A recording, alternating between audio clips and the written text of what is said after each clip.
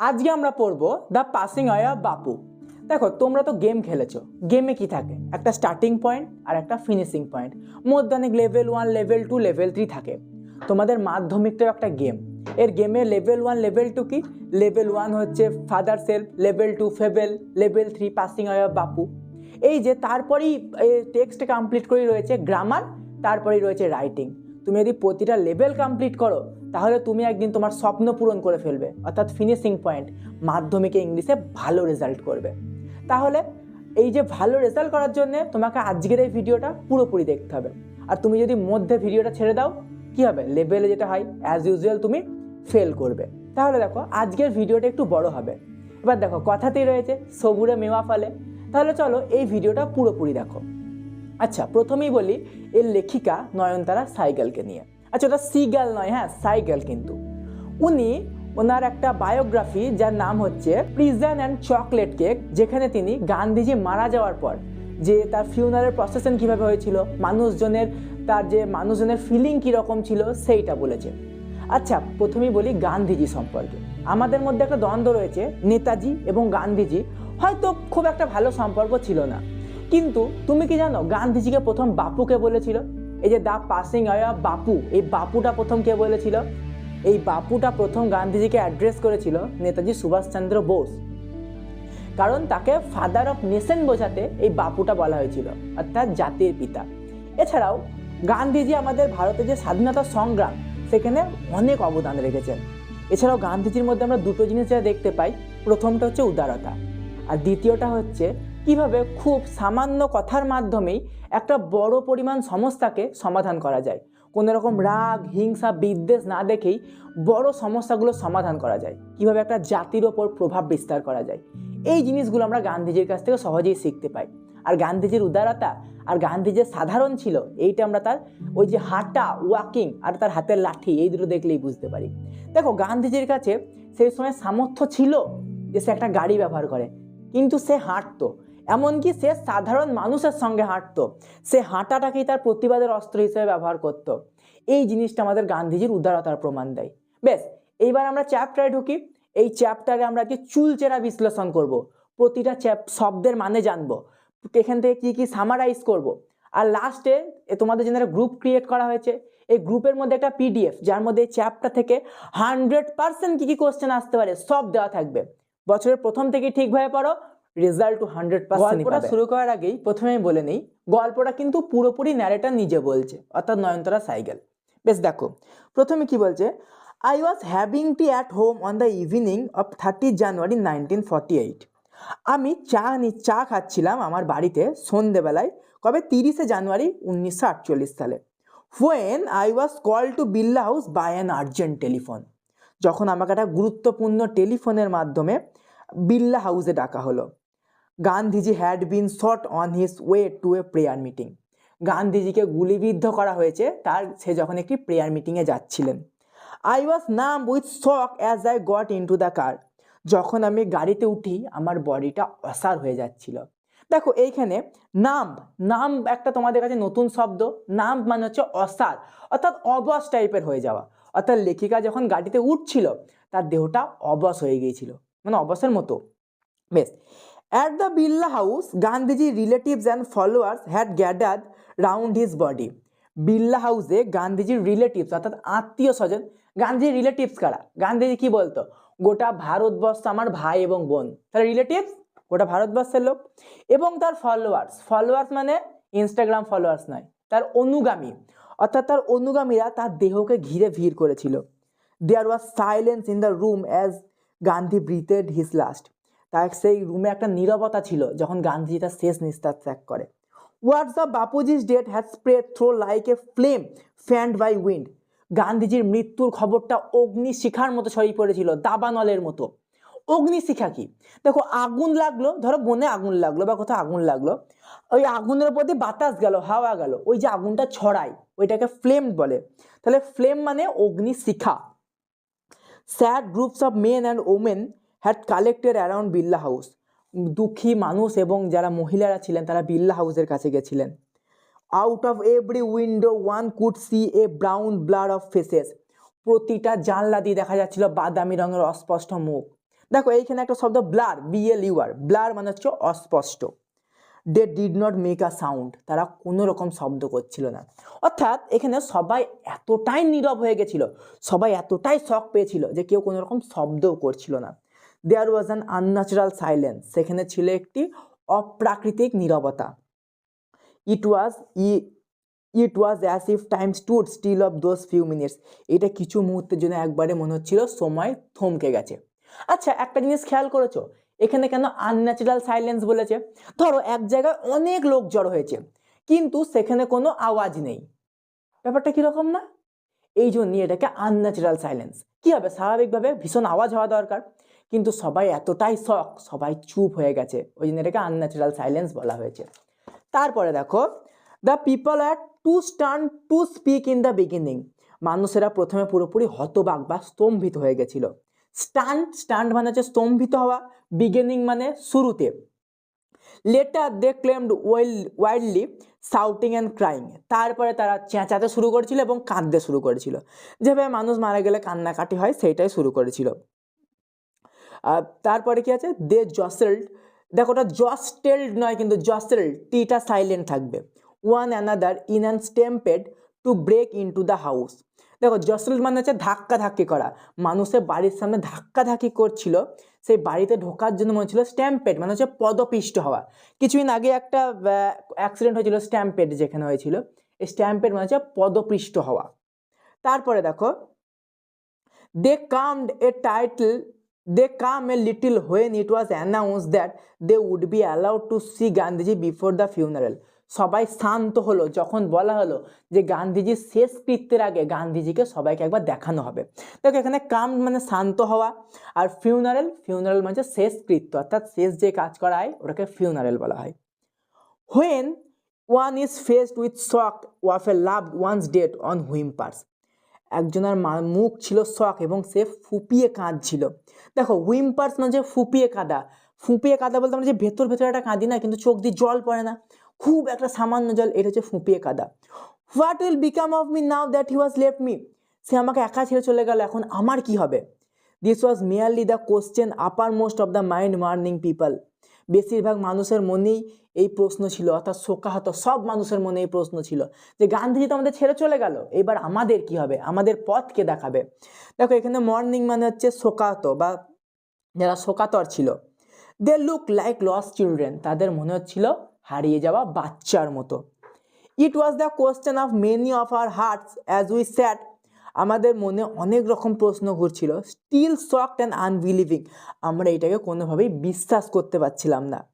We listening the broadcast telling the people of that their Bapu was no more, কি বলেছে দেখো এই লাইনটা ভালো করে দেখো। We listen to the broadcast telling the people of India that their was Bapu was no more, অর্থাৎ আমরা সেই ঘরে বসে শুনছি যে ব্রডকাস্ট মানে বেতার সম্প্রচার, তখন কিন্তু রেডিওতে বলা হচ্ছে বা কোথাও সম্প্রচার করা হচ্ছে যে গান্ধীজি আর বেঁচে নেই, অর্থাৎ তারা শুনছে যে যেখানে গান্ধীজির বডি আছে সেইখানেই তারা বসে শুনছে যে গান্ধীজি আর নেই, এইটা সম্প্রচার করা হচ্ছে। দেখো এইটা ছিল তোমাদের ইউনিট 1, এরপরে রয়েছে ইউনিট 2। তো দেখো প্রথমে আমরা কি বুঝলাম যে প্রথমে গান্ধীজি মারা গেছে, লেখিকার কি মতামত, লেখিকার কি হয়েছিল, ইউনিট 1 এইটুকু বলা রয়েছে। আচ্ছা ইউনিট 2টা এবার দেখি। দেখো ইউনিট 2টা দেখো, গান্ধীজির funeral was to take place the day after his death, গান্ধীজির শেষকৃত্য হয়েছিল তার মৃত্যুর একদিন পরে। Hours in advance people line the route funeral procession was to follow, সব মানুষ অনেক আগে থেকেই, অনেক ঘন্টা আগে থেকেই যেই রাস্তা দিয়ে গান্ধীজির শেষকৃত্যের ফিউনারেল প্রসেশনটা যাবে সেইখানে দাঁড়িয়েছিল। পদ্মশ্রী মিসেস নাইডুর ডটার, পদ্মশ্রী হচ্ছে মিসেস নাইডুর মেয়ে। Spoke for us all when she said simply, সে সবাইকে খুব সাধারণভাবে বলেছিল উই উইল ওয়াক, আমরা হাঁটবো। It was the last time we shall be walking with Bapu, এটা শেষ সময় যখন আমরা গান্ধীজির সঙ্গে হাঁটবো।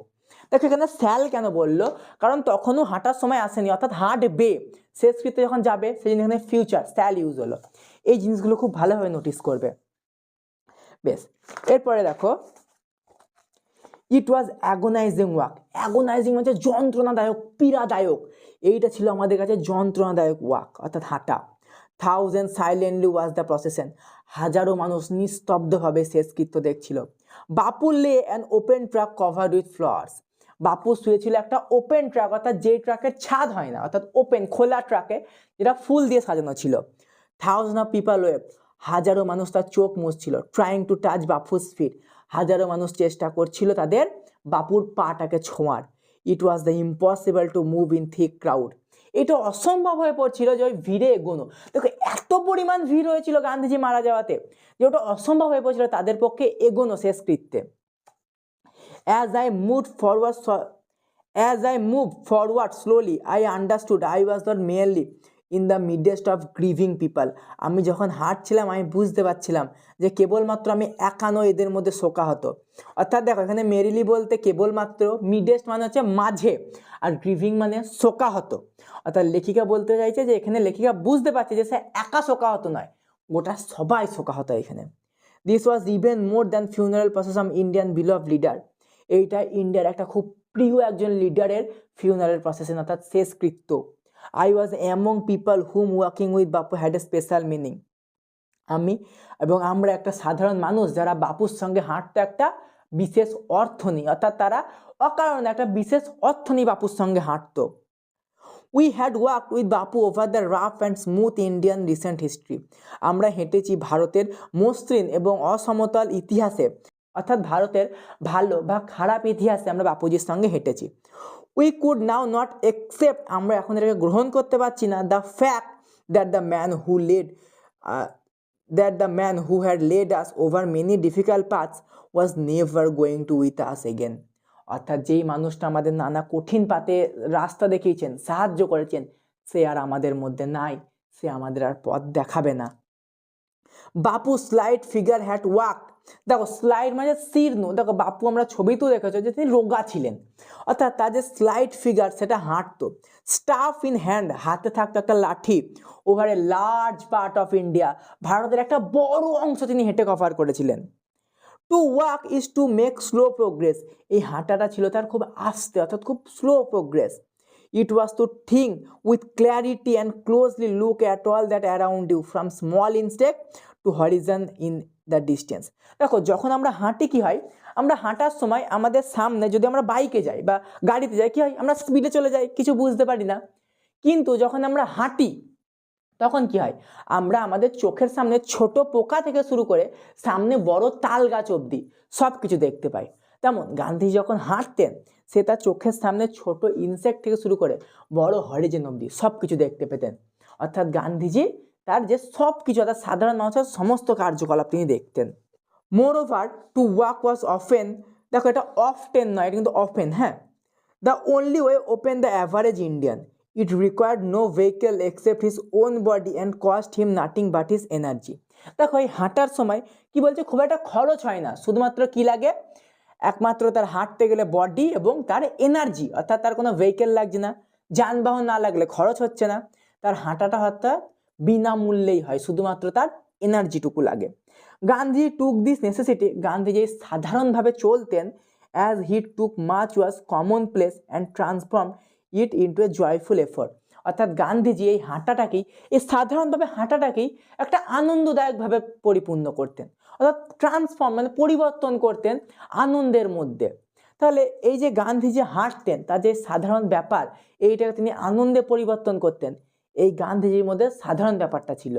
আচ্ছা, এইটা গেল তোমাদের ইউনিট 2। এইবার আমরা ইউনিট 3তে দেখবো যে গান্ধীজির শেষকৃত্য, তার যে শেষ অস্থি সমাধি, এইটা কি হলো আমরা এটা দেখব। এবার দেখো ইউনিট 3টা। Some days after funeral a special train to Gandhiji ashes to Allahabad, অর্থাৎ ফিউনারেল অর্থাৎ শেষকৃত্যের কিছুদিন পর একটা স্পেশাল ট্রেন, অর্থাৎ যে ট্রেনটা শুধুমাত্র সেই কাজের জন্যই ছিল, সেটা এলাহাবাদ অবধি নিয়ে যাওয়া হয়েছিল গান্ধীজির অ্যাসেস মানে হচ্ছে তার যে অস্থি সমাধি, অর্থাৎ অস্থি ভস্ত হয় সেইটা নিয়ে।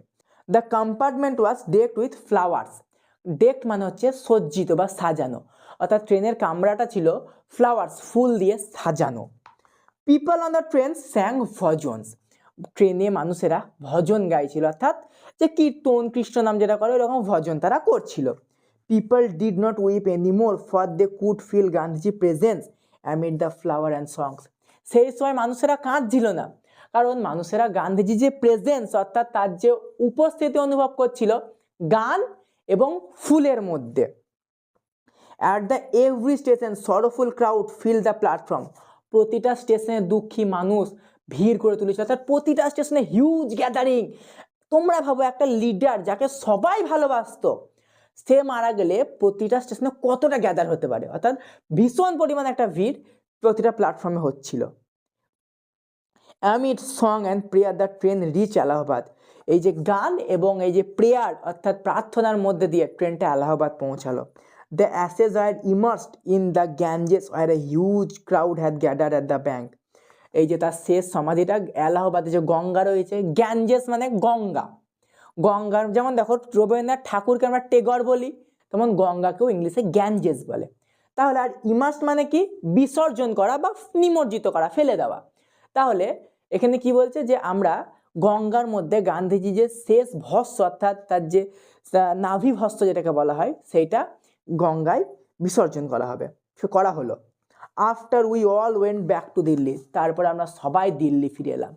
এই এতদূর অবধি তার অস্থি ভস্ম বিসর্জন হলো। এইবার আমরা দেখব যে এইখানে তারপরে কি হচ্ছে।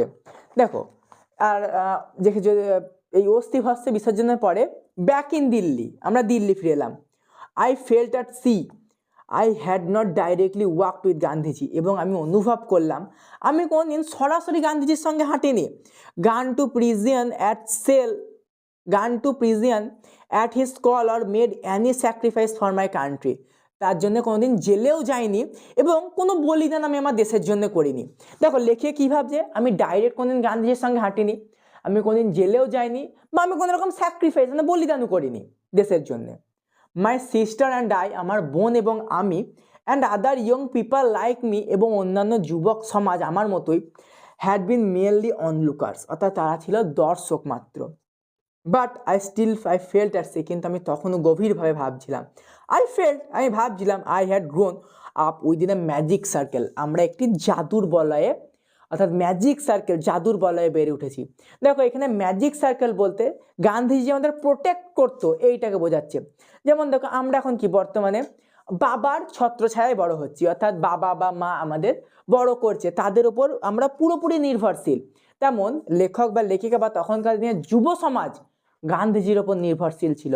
গান্ধীজিকে তাদের ম্যাজিক সার্কেল মনে হতো, অর্থাৎ তাদের জাদু বলায়। তাহলে গান্ধীজি মারা যাওয়ার পর অ্যাজ ইউজুয়াল সেটা ভ্যানিশ হয়ে যাবে, তাহলে আমরা দেখব যে সেটা ভ্যানিশ হয়ে যাবে। তাহলে তারপরে কি আছে, উইথ বাপুস পাসিং ওয়ে, বাপু মারা যাওয়ার পরে আই ফেল্ট, আমি অনুভব করছি, the magic circle had vanished, magic সার্কেলটা ভ্যানিশ অর্থাৎ অদৃশ্য হয়ে গেছে। দেখো যেহেতু এটা কাল্পনিক ছিল তাহলে অদৃশ্যটাও কাল্পনিকভাবে হবে। লিভিং মি আনপ্রোটেক্টেড, ভ্যানিশ মানে অদৃশ্য হয়, আর লিভিং মি আনপ্রোটেক্টেড মানে লিভিং কেন হলো, দেখো এখানে কন্টিনিউয়াস কেন হলো, কারণ দেখো আমাকে রেখে তো চলে গেল, অর্থাৎ আমি এখন থেকে গেলাম, আমি কি থাকলাম, অসুরক্ষিত, আনপ্রোটেক্টেড, সেই জন্য এখানে কন্টিনিউয়াস ইউজ হলো। দেখো গ্রামারের ব্যবহার বুঝতে হবে, এইটাই ধরো তোমাদের কোশ্চেনে আসতে পারে। ওই 3 নাম্বার যেখানে থাকে না যে ভার্বের ফর্ম কন্টিনিউ, লিভিং, লিভড, ওয়াজ লিভড, তোমাদের কোনটা ঠিক করতে হবে, তাহলে এখানে লিভিং ঠিক করতে হবে, সেই জন্য আমাদের প্রতিটা লাইন টেন্স ফলো করতে হবে। With an effort I roused myself, আমি আমার এফোর্ট দিয়ে বোঝানোর চেষ্টা করলাম। আই আস্কড মাইসেলফ, আমি নিজেকে জিজ্ঞেস করলাম, had Bapu lived and died for nothing, বাপু যে এত কিছু করে গেল, বাপু তারপরে মারা গেল, এর কি কোনো দাম নেই, কোনো মূল্যবোধ থাকবে না এর। How could I so easily lose courage when I was longer there, আমরা কি সহজেই সব ভুলে যাব, সহজেই আমাদের মূল্যবোধ বিসর্জন দেব। মাই ভ্যালুজ আর নোট সো উইক, আমার মূল্যবোধ এতটাও কমজোর নয়, অর্থাৎ আমরা এতটাও দুর্বল নয় আমার মূল্যবোধ যে গান্ধীজি মারা যাওয়ার পর তার যে তার যে স্বপ্ন সেইটা থাকবে না। Millions of people would have been ordinary folk but for Bapu, millions of people অর্থাৎ লাখ লক্ষ মানুষ, অর্ডিনারি ফোক উইথ বাপু, যারা সাধারণ মানুষ বাপুর সঙ্গে থাকতেন। He brought them out of indifference awakened them of another suffering, অর্থাৎ তারা তাদের মধ্যে উদাসীনতা, বাপু যে উদাসীনতা, অ্যানাদার্স একে অপরের সাফারিং, সব কিছু বাপু জানতেন। What if now Bapu is গান, তাহলে বাপু তো এখন চলে গেলেন, এখন কি হবে। উই ওয়ার স্টিল দেয়ার, আমরা এখানেই থাকবো। Young strong and proud to বিস ব্যানার বিফোর আস, আমরা স্ট্রং থাকবো, তার যে স্বপ্ন, তার যে আমরা গর্বিত থাকবো তার জন্যে। বাপু হ্যাড পাস্ট হয়ে, বাপু হয়তো মারা গেল, বাট কিন্তু his India would continue to live in his children, তার ভারত বাস করবে তার বাচ্চা তার শিশুদের মধ্যে। অর্থাৎ বাপু মারা গেলেও তার যে ভ্যালুস, তার যে স্বপ্ন, তার সব কিছু বসবাস করবে আমাদের মধ্যে দিয়ে, আমরা সেটাকে কন্টিনিউ করব। এটা ন্যারেটর পুরোপুরি নিজের মতো করে ভেবেছিলেন। আচ্ছা, এইটা গেল তোমাদের গান্ধীজির অর্থাৎ দ্য পাসিং অ্যাওয়ে অফ বাপুর পুরোপুরি চ্যাপ্টার। এইবার তোমরা গ্রুপে জয়েন হয়ে গেছো আশা করছি। গ্রুপের পুরোপুরি সিনোনিম অ্যান্টোনিম যেগুলো থাকে, এছাড়াও এমসিকিউ এসএকিউ কী কী হতে পারে সব দেবো, সব পিডিএফ দেওয়া থাকবে। তো গ্রুপে জয়েন হও। শেষে তোমাদের জন্য গান্ধীজির একটা ভালো কোট বলি, the future depends on what you do today. অর্থাৎ তুমি আজকে যেটা করবে সেটাতেই তোমার ভবিষ্যৎ নির্ভর করবে। তুমি যদি আজকে ভালো করে পড়ো, তুমি ভবিষ্যতে ভালো রেজাল্ট করবে। তুমি যদি আজ ফাঁকি দাও, ভবিষ্যতেও তোমার ফাঁকে পড়বে। অতএব আজকে ভালো করে পড়ো, রোজ অল্প করে পড়ো, ভালো করে পড়ো, শেষে গিয়ে চাপ হবে না। তাহলে আমরা বছরের প্রথম থেকেই পড়বো, এই জোশ নেই আমরা সারা বছর থাকবো। তো চলো দেখা হচ্ছে পরের চ্যাপ্টার নিয়ে।